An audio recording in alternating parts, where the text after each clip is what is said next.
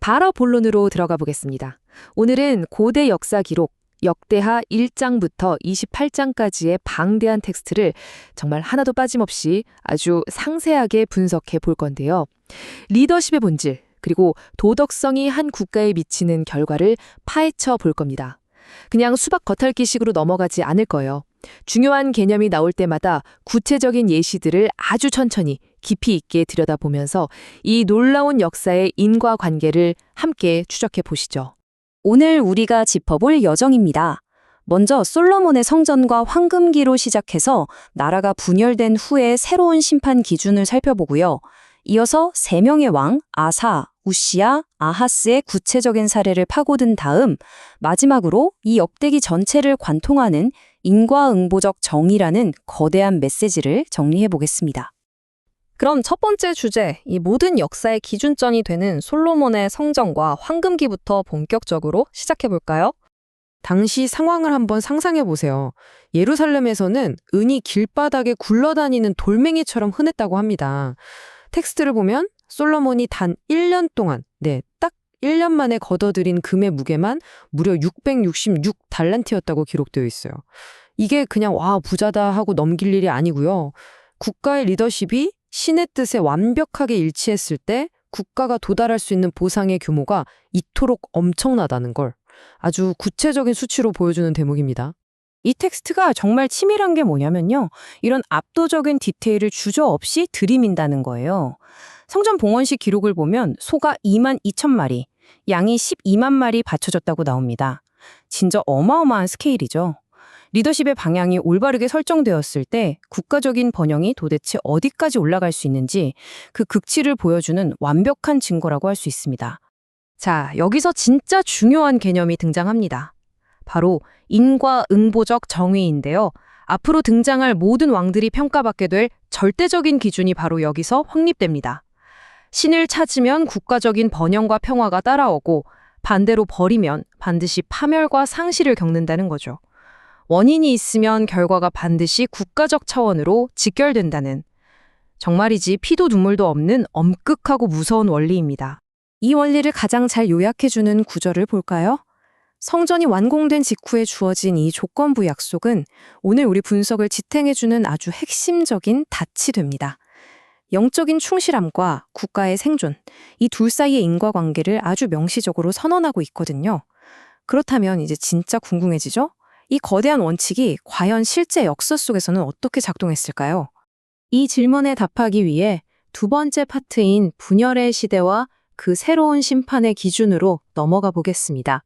솔로몬의 찬란했던 황금기가 끝나고 나라가 갈라집니다.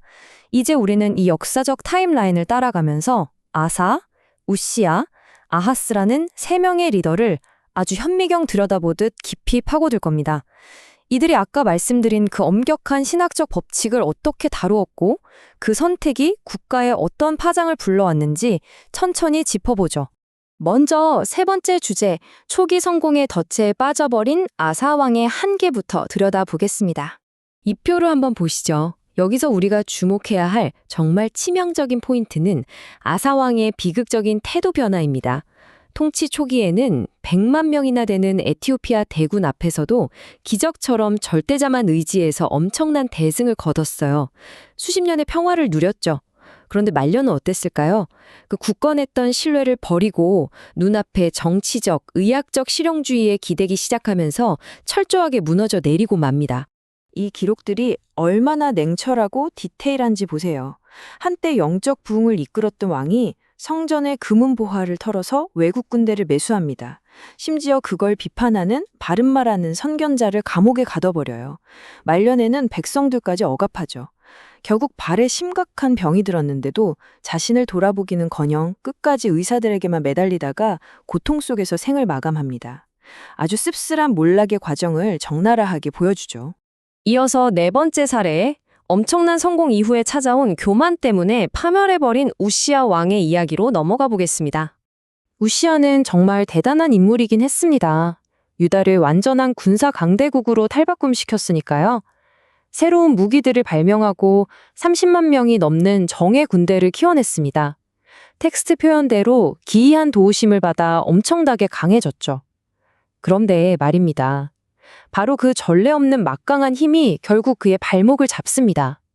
가장 치명적인 독약, 교만을 낳고 만 거죠.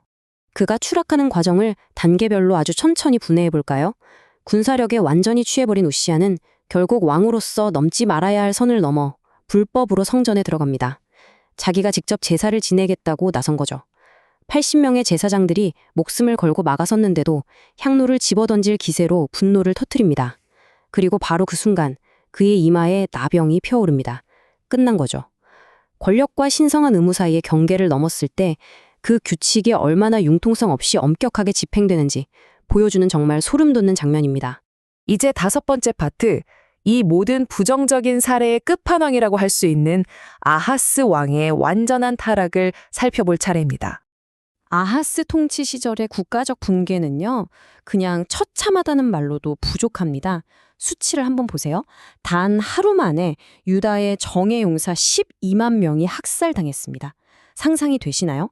이 끔찍한 사상자수에 대해서 역대하 텍스트는 아주 서늘할 정도로 명확한 진단을 내립니다. 이는 그들이 조상들의 신을 버렸습니다. 원인과 결과가 너무나도 노골적이고 명확하게 맞아떨어지죠. 자, 이제 처음 봤던 솔로몬 시대와 아하스 시대를 직접 비교해 보겠습니다. 국가의 상태가 어떻게 180도 완전히 뒤집혔는지 확 와닿으실 겁니다. 솔로몬 시대의 그 찬란했던 부와 평화는 온데간데 없고요.